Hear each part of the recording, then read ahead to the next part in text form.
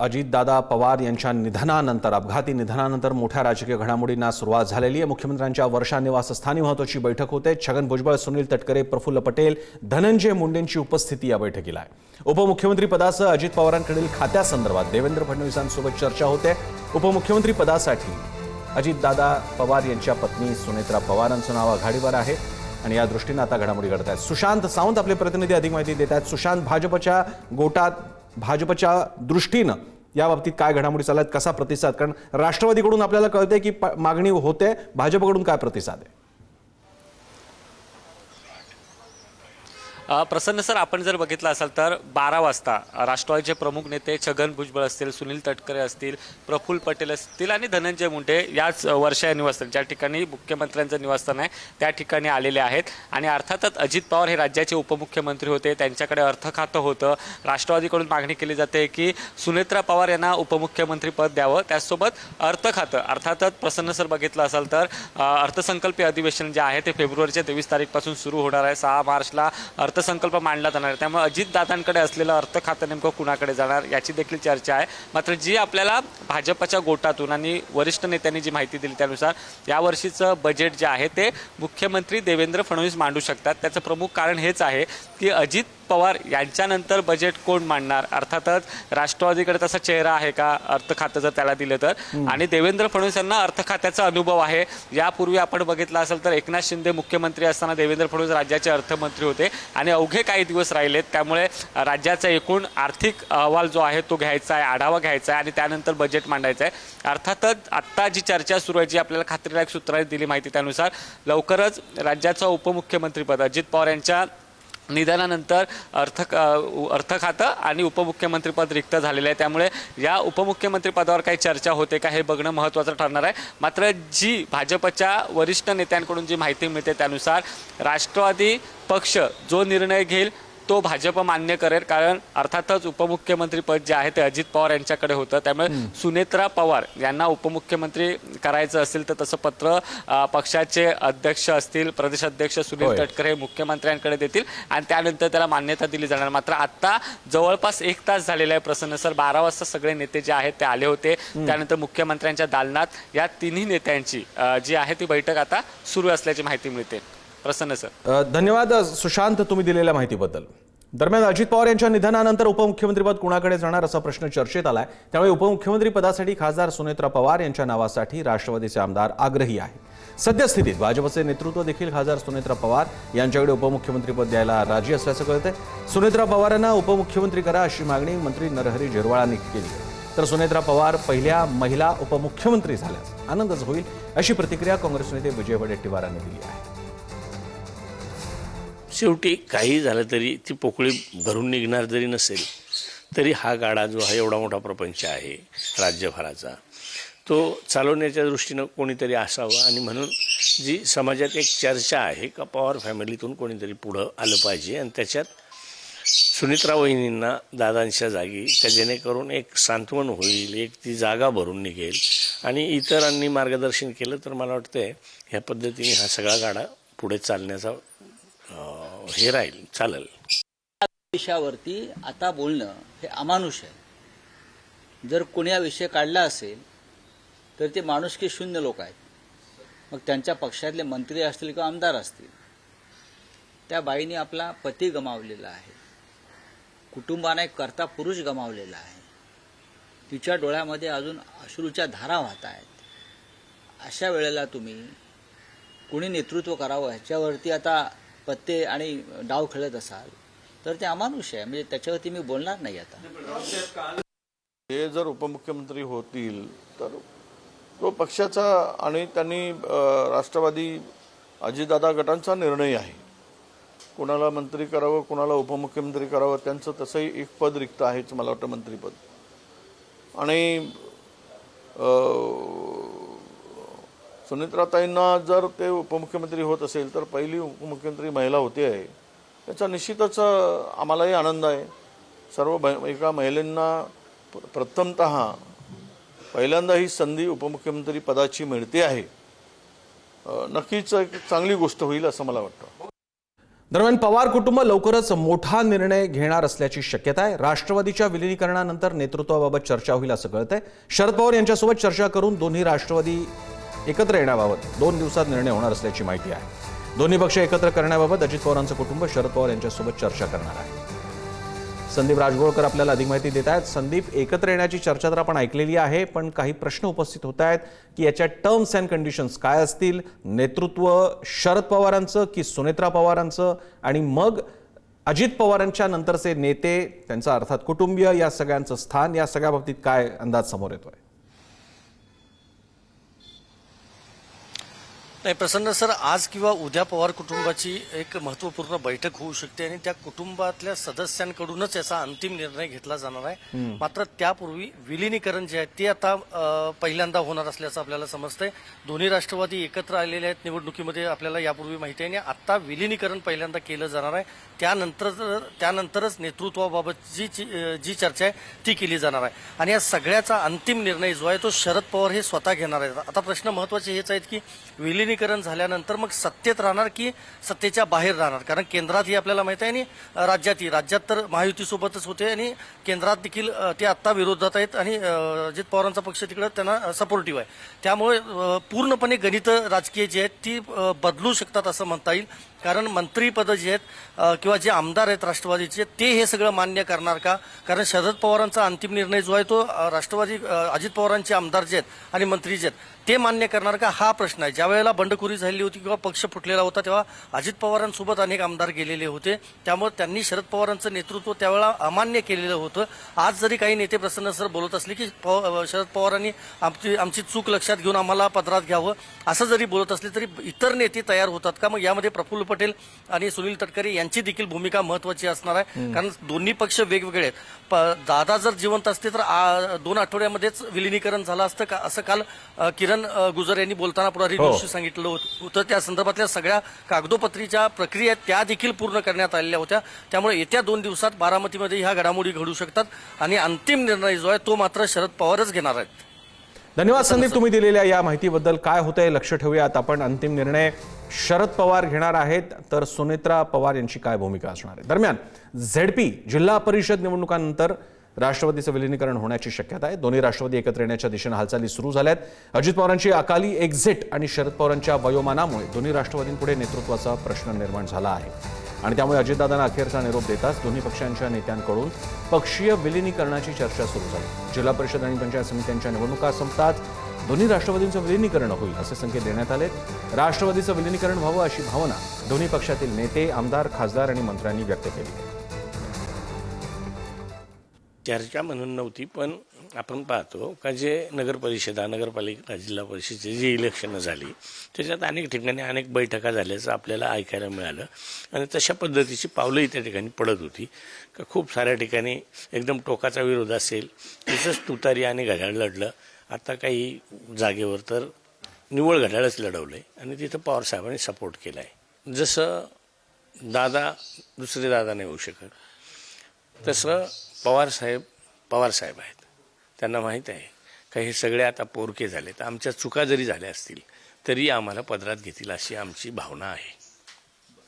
तर हिची इच्छा आहे पांडुरंगाला का दोन्ही राष्ट्रवादी एकत्र येऊन त्याच्यात पवार साहेबाकडची काही मंडळी आहे, जयंत पाटील साहेब असतील, बाळासाहेब पाटील आहेत, टोपे साहेब आहेत, अनिल देशमुख आहेत, असे चांगले सरकारामध्ये खाते चालवणारे आहेत माणसं आहेत. ते एकंदर येऊन आमच्यासारख्या सामान्य कार्यकर्त्यांना दिलासा मिळाला पाहिजे. बाकी काय तर सगळ्यांनी लक्ष घालून एकंदर त्या कुटुंबाच्या पाठीमागा संकटात कोणी, माझी तर एकच विनंती, कोणी कुठं जाऊ नये. ज्या दादाने केलं सगळ्यासाठी त्या दादाच्या कुटुंबाच्या पाठीमागं सगळ्यांनी राहू, माझी हीच विनंती आहे. सत्ता येईल जाईल, परंतु त्या कुटुंबाच्या पाठीमागं जर खरं मनापासून राहिलं तीच दादाला श्रद्धांजली होईल, म्हणजे माझी तरी इच्छा आहे. आणि दोन्ही राष्ट्रवादी अंतर्गत आमदार किंवा नेत्यांचं काय म्हणणं आहे हे समजून घेण्यासाठी आपल्यासोबत आहेत आमचे प्रतिनिधी किरण ताजणे. किरण,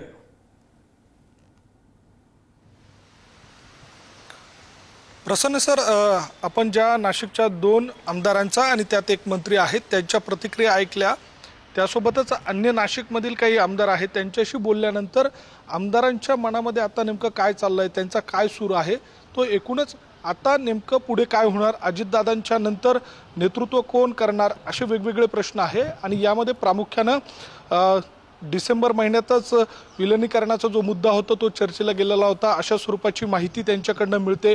दुसरी एक महत्त्वाची बाब म्हणजे अजित पवारांच्या नंतर तेवढ्या ताकदीचा महाराष्ट्रातला कोणता नेता असेल, तर याबाबतचा जो खल आता सध्याच्या घडीला एका बाजूला केला जातोय, त्यामध्ये आमदारांचा सूर असा आहे की जयंत पाटील यांच्यासारखा जो नेता आहे तो अजित पवारांच्या ताकदीचा त्या तुलनेत नाही, मात्र ती जबाबदारी पेलू शकतात अशा स्वरूपाचा एक सूर बघायला मिळतोय.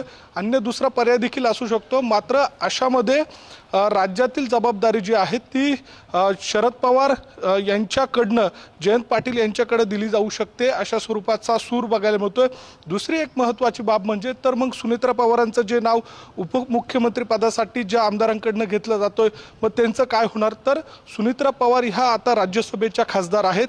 त्या केंद्रामध्ये त्यांना तिथं मंत्रिमंडळामध्ये सामावून घेतलं जाऊ शकतं आणि सुप्रिया सुळे यांच्याकडे पक्षाची महत्त्वाची जबाबदारी दिली जाऊ शकते, अशा स्वरूपाची माहिती या सगळ्या आमदारांपर्यंत पोहोचते. आणि त्यांचा जो सूर आहे त्यामध्ये एकूणच सध्याच्या घडीला जर बघितलं तर जो राष्ट्रवादीच्या विलिनीकरणाचा मुद्दा आहे तो पवारच करू शकता, अन्य कोणी नाही, अशा स्वरूपाचं देखील एक म्हणणं आहे. आणि आत्ताच्या घडीला जर बघितलं तर पाठीमागच्या विलिनीकरणाचा जो मुद्दा होता तो 2 राष्ट्रवादींचा होता. आता मात्र परिस्थिती वेगळी आहे.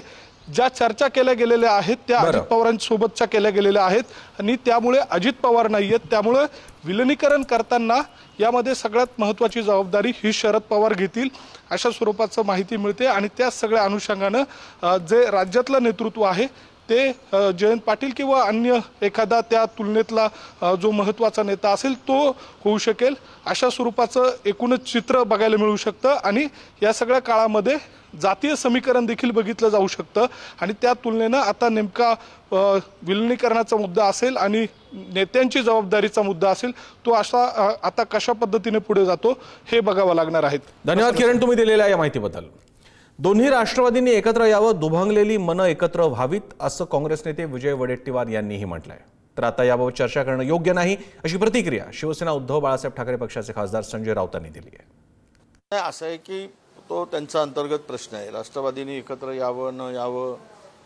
पण मला वाटतं की दोन्ही राष्ट्रवादींनी आम्हाला वाटतं, महाराष्ट्रातील अनेक राजकीय नेत्याला वाटतं की दोन्ही राष्ट्रवादी एकत्र यावेत, दुभंगलेली मतं जुळावीत. आता दादा तर नाही आहेत, अशा परिस्थितीमध्ये एक कुठलाही पक्ष असेल ते पक्षाची ताकद एकवटावी आणि महाराष्ट्रातील जनतेला त्या पक्षाकडून काही अपेक्षा आहेत त्या अपेक्षेच्या पूर्ततेसाठी आणि अनेक त्या विचाराशी जोडले आहेत, तो विचार पुढे घेऊन जाण्यासाठी दोन्ही राष्ट्रवादींनी एकत्र आलं पाहिजेत. या विषयावरती बरोबर आहे, मी मगाशी म्हणालो की या विषयावरती आता चर्चा करणं योग्य नाही. आत्ता याला काही काळ जावा लागेल. या अनेक विषयात माझ्याकडे सुद्धा माहिती आहे आणि मी याच्यावरती भाष्य केलेलं आहे यापूर्वी. माननीय शरद पवार साहेबांशी सुद्धा किंवा सुप्रियाताईंशी याच्यावरती आमची अनेकदा चर्चा झालेली आहे. पण आत्ता त्याच्यावरती चर्चा करण्याची ही वेळ नाही. वेळ द्यावा लागेल, थांबावं लागेल. राजकारण कोणासाठी थांबत नाही जर खरं असलं तरी झालेला आघात हा असह्य आहे. दरम्यान अजित पवारांच्या निधनानंतर अशी माहिती समोर येते की राष्ट्रवादी एकत्रीकरणासंदर्भात अजित पवारांनी 14 बैठका घेतल्या होत्या. बैठकांची भाजपच्या वरिष्ठ नेत्यांना कल्पनाही दिली होती. जिल्हा परिषद निवडणुकीच्या निकालाच्या दुसऱ्या दिवशी दोन्ही पक्ष एकत्रीकरणाची घोषणा करण्याचा निर्णय झाला होता. म्हणूनच उमेदवारांना तुतारीऐवजी घड्याळ या चिन्हावर लढवण्याचा निर्णय घेण्यात आला होता. राष्ट्रवादी पक्ष एकत्रीकरणासाठी अजित पवार यांच्या जयंत पाटील, सुप्रिया सुळे आणि अमोल कोल्हे यांच्या 14 बैठका पार पडल्या होत्या. अंतिम बैठकीनंतर अजित पवार यांनी शरद पवार यांना भेटून बैठकीत झालेल्या निर्णयाची माहिती देऊन चर्चाही केली होती. त्या बैठकीत शरद पवार यांनी दोन्ही पक्ष एकत्र येण्यास हिरवा कंदील दाखवला होता. त्यानंतर तुतारीऐवजी उमेदवारांनी घड्याळावर लढण्याचाही निर्णय घेतला होता. शरद पवार यांनी कुटुंब प्रमुख म्हणून दोन्ही पक्ष एकत्र करण्याची जबाबदारी घेतली होती. महाराष्ट्राच्या हितासाठी आणि पक्षाच्या भवितव्यासाठी आपण एकत्र यावं अशी भावना अनेक नेत्यांनी अजितदादा आणि शरद पवार यांना अगोदरच बोलून दाखवली होती. त्यामुळे याबाबत कायदेशीर सल्ला देखील घेण्यात आला होता. या संदर्भात पूर्ण माहिती पंतप्रधान मोदी, केंद्रीय गृहमंत्री अमित शाह, राज्याचे मुख्यमंत्री देवेंद्र फडणवीस यांनाही देण्यात आली होती.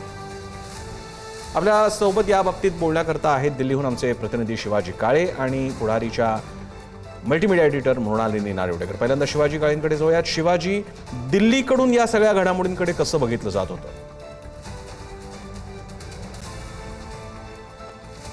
सध्याची जी परिस्थिती आपण पाहिली तर सर्वोच्च न्यायालयामध्ये जी केस आहे त्याच्यामध्ये काही मुद्दे होते की शरद पवारांचा फोटो वापरायचा नाही, घड्याळ चिन्हाखाली हे प्रकरण न्यायप्रविष्ट आहे असं लिहायचं. मात्र जेव्हा एकत्रीकरणाच्या चर्चा सुरू झाल्या होत्या त्यानंतर एक बाब समोर येताना पाहायला मिळाली. प्रसन्न सर, असं कुठलंही घडलेलं नव्हतं, तरीही राष्ट्रवादी काँग्रेसच्या वतीनं सर्वोच्च न्यायालयामध्ये आक्षेप घेण्यात आला नाही. यापूर्वी अशा प्रकारे शरद पवारांचा फोटो जरी वापरला तर सातत्यानं सुनावणी दरम्यान यावरती आक्षेप घेताना पाहायला मिळत होतं. हे कारण होतं की ते एकत्रीकरणाची चर्चा सुरू आहे.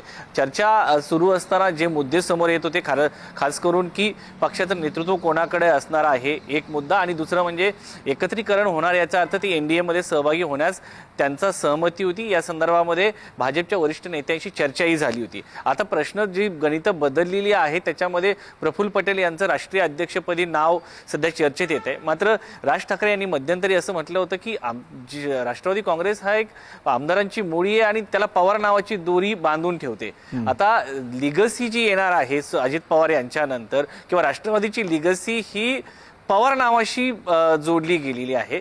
त्यामुळे पक्षाचा राष्ट्रीय अध्यक्ष हा पवार कुटुंबातून असावा असा एक सूर जो आहे सर्व राजकीय नेत्यांमधून बोलताना पाहायला मिळतोय. आणि त्या तोडीचा सध्या अजित पवारांच्या तोडीचा कुठलाही नेता नसला तरी त्यानंतर जयंत पाटील ही महत्वाची भूमिका बजावू शकतात, कारण तितकी माहिती आहे, परदेशात शिक्षण झालेलं आहे आणि वर्षानुवर्षाचा अनुभव देखील आहे. त्यामुळे जयंत पाटील यांचं नाव समोर येताना पाहायला मिळतंय.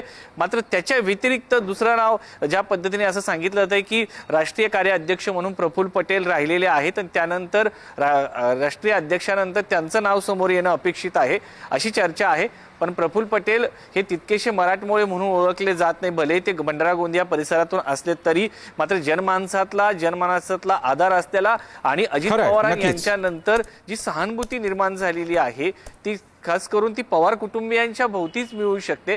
त्यामुळे भाजप देखील या गोष्टीचा विचार करेल. जो पुढची लिगसी आहे किंवा जी बॅटल आहे ती पवार कुटुंबातल्या सदस्यांच्या हातातच दिली जाईल. त्याच्यामध्ये शरद पवार देखील आहेत. अर्थात या घडामोडींकडे आपलं लक्ष असेलच. तुर्तास धन्यवाद शिवाजी, तुम्ही दिलेल्या माहितीबद्दल. आपल्यासोबत आहेत मृणालिनी नानिवडेकर, पुढारी वृत्तसमूहाच्या मल्टीमीडिया एडिटर. मृणालिनीजी, इथे प्रश्न आता एकत्र येत आहेत, ही बातमी समोर आलेली आहे, त्याबद्दलचं विश्लेषण आपण पाहिलं. मुद्दा असा आहे नेतृत्व कोणाचं. हे संमिलन होताना शरद पवारांच्या राष्ट्रवादीत अजित पवारांची राष्ट्रवादी जाते का अजित पवारांच्या राष्ट्रवादीत शरद पवारांची राष्ट्रवादी जाते? नेतृत्व कुणाचं, संकेत काय मिळतात?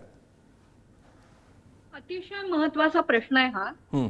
कोण कोणाचं नेतृत्व स्वीकारणार? खरं तर थोडंसं मागे जावं लागेल. या 14 बैठका झाल्या आहेत, चर्चा सुरू आहेत, ही बातमी आपण पुढारी वर्तमानपत्रात दिली होती. त्यासाठी अजितदादा पवारांनी पुढाकार घेतला होता. पुढाकार घेतल्यानंतर ज्या बैठका झाल्या त्याची माहिती जेव्हा ते भाजपच्या केंद्रीय नेतृत्वाला सांगायचे तेव्हा सूत्रांनुसार केंद्रीय नेतृत्वाने पहिला प्रश्न विचारला होता की आपले चुलते ज्येष्ठ नेते शरद पवार खरोखरच यायला तयार आहेत का याची खात्री करून घ्या. आता ही जर खात्री अजितदादांनी करून घेतली असेल आणि पवार साहेब वयाच्या या टप्प्यावर एनडीएत जायला तयार झाले असतील तर प्रश्न सोपा आहे. त्यात सुप्रिया सुळे यांची भूमिका हा कायम अडसर ठरत असे असं काही नेते खासगीत म्हणायचे. अजितदादांना कोट करून देखील या बातम्या सांगितल्या जायच्या. त्या जर आता तयार झाल्या असतील तर त्यांना एनडीए सरकारमध्ये मंत्रिपदाची अपेक्षा निश्चित असेल. सुप्रियाताईंचा संपर्क मोठा आहे. सुप्रियाताईंच्या देशभरात ओळखी आहेत. स्टेट्समन सारखं त्या काम करू शकतात. त्यामुळे त्यांना या सगळ्यात काय पद मिळणार किंवा त्यांची काय अपेक्षा आहे हा एक खूप मोठा प्रश्न आहे. जर दोन्ही कुटुंब आणि खरं तर दोन्ही फ्रॅक्शन्स एकत्र येतील असतील तर हा प्रश्न सुटला असेल तरच पुढच्या घडामोडी होतील. या संदर्भात पुढाकार घेणारे अजितदादा आता नाहीत हे लक्षात घेतलं पाहिजे. आणि मग त्यांची जागा घेऊ पाहणारे प्रफुल्ल पटेल किंवा सुनेत्रा पवार यांची या विलिनीकरणासंदर्भात काय भूमिका आहे हा दुसरा प्रश्न. सुनेत्रा पवार यांना नेती म्हणून स्वीकारलेला आहे का आमदारांनी यावरही विचार करावा लागेल. आणि पवार साहेबांनी आमच्या चुका पोटात घालाव्यात वगैरे असं जे आमदार बोलतायत, मंत्रीही बोलतायत, ते भावनिक विधान आहे. पण पवार साहेबांनी जर सांगितलं की विरोधात बसायला या, तर हे सगळे मंत्री आणि आमदार तयार आहेत का, हा मोठा प्रश्न आहे. 2 कुटुंबांच्या बैठकीत नेमकं काय होईल हे अतिशय महत्वाचं आहे. आणि नरेश अरोरा जे अजितदादांचे सल्लागार होते, ते नुकतेच बारामती एअरपोर्टवर उतरले आहेत. नरेश अरोरा यांची या संबंधातली भूमिका, त्यांचा सल्ला, ते प्रशांत किशोर यांच्याप्रमाणे काही राजकीय सल्ले देत आहेत का, या सगळ्याकडे लक्ष ठेवावं लागणार आहे. आता या घडीला नक्की काय होणार आहे त्याबद्दल ठोस विधान करणं फार कठीण आहे. धन्यवाद मृणालजी आपल्या या विश्लेषणासाठी.